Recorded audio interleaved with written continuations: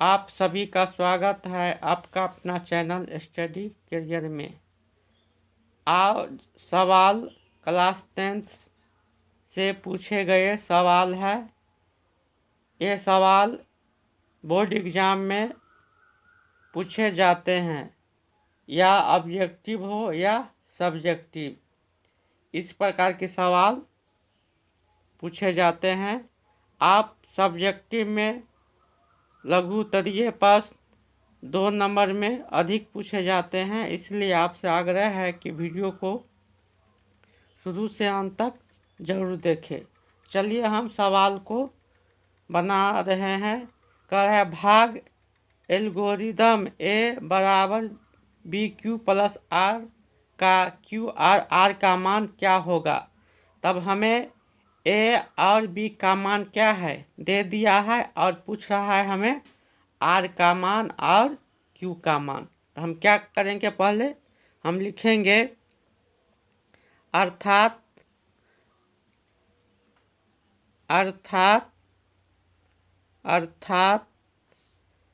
ए बराबर बी गुने Q plus are, जहाँ लिखेंगे जहाँ 0 से बड़ा हो आर और आर से बड़ा हो बी। क्या समझे हम, जहाँ पर में क्या हो 0 से बड़ा हो आर और से बड़ा क्या हो बी। तो यहाँ पर हमें बी का मान कितना दे दिया है 3। लिखेंगे अतः बी का मान हमें 3 है, तो आर का मान क्या होगा, आर का मान क्या होगा। तो इसका मतलब कि बी के मान से आर का मान क्या होगा, कम होगा। तो आर का मान बी से क्या होगा, कम होगा। तो आर का मान बी से कम होगा, तो बी का मान कितना है 3 दिया गया है। बी का मान कितना दे दिया गया है 3, तो आर का मान क्या हो सकता है, तो 3 से कम होगा। तो आर का मान हम 0 रखेंगे, या तो 1 रखें या 2। आप आर का मान 0 या 1 या 2 तक ही रख सकते हैं, 3 से आगे नहीं रख सकते हैं। चलिए, तो आप लिखेंगे अब लिखेंगे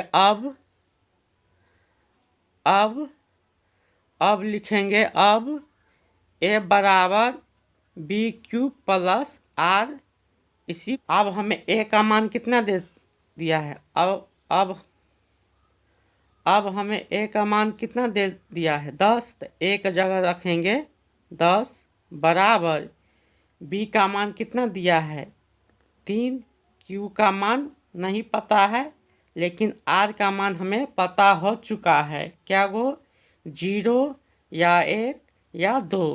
तो हम देखेंगे ऐसी संख्या कौन रखने पर हम जो यहाँ पर क्या हो कट जाए, पूर्ण रूप से 3 से कट जाए। ऐसा कौन संख्या यहाँ पर रखे, शेषफल का ऐसा कौन संख्या रखे जो क्या हो 10 3 से पूर्ण रूप से क्या हो कट जाए।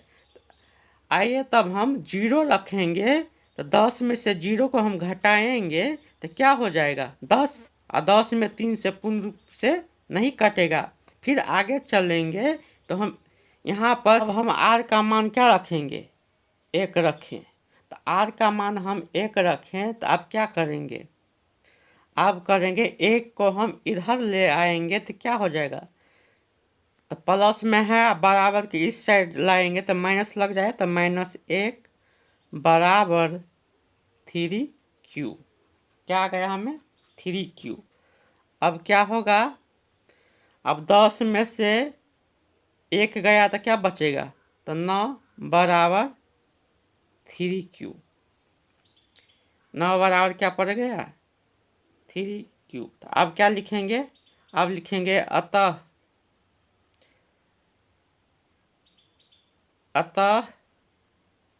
3q बराबर कितना 9। अब 9 है तो 9 को यहाँ पर काटेंगे, कट जाएगा ना, 3 से 9 कट रहा है, तो 3 तिया 9, 3 तिया क्या आ गया 9 कट गया। अब क्या होगा, इसीलिए इसीलिए Q का मान कितना आ गया 3। इसीलिए Q का मान कितना प्राप्त हुआ 3। तो लिखेंगे अर्थात इसीलिए Q का मान कितना प्राप्त हुआ 3, चूँकि Q का मान 3 प्राप्त हुआ। अर्थात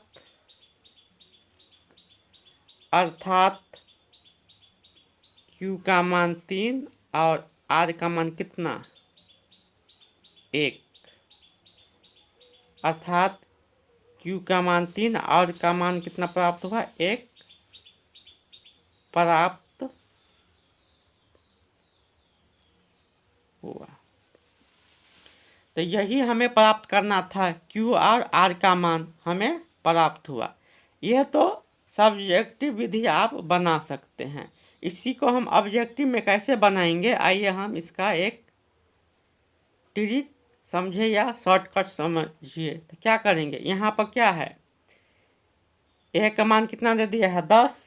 तो 10 क्या है भाज्य है, तो 10 में 3 से क्या करेंगे भाग देंगे, तो क्या होगा 3 तिया 9 और 10 में से 9 गया तो 1, तो शेष फल कितना प्राप्त हुआ, शेष फल प्राप्त हो गया हमें 1 और भागफल कितना प्राप्त हुआ 3, जिसको हम Q कहते हैं, शेष फल को R कहते हैं।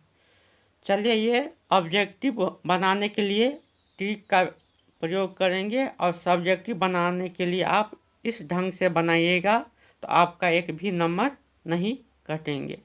इसलिए आपसे आग्रह है कि आपको वीडियो ज़रूर अच्छा लगा होगा, इसलिए वीडियो को लाइक कमेंट और चैनल पर नहीं है तो चैनल को सब्सक्राइब जरूर करें। आप सभी को मेरी तरफ से धन्यवाद।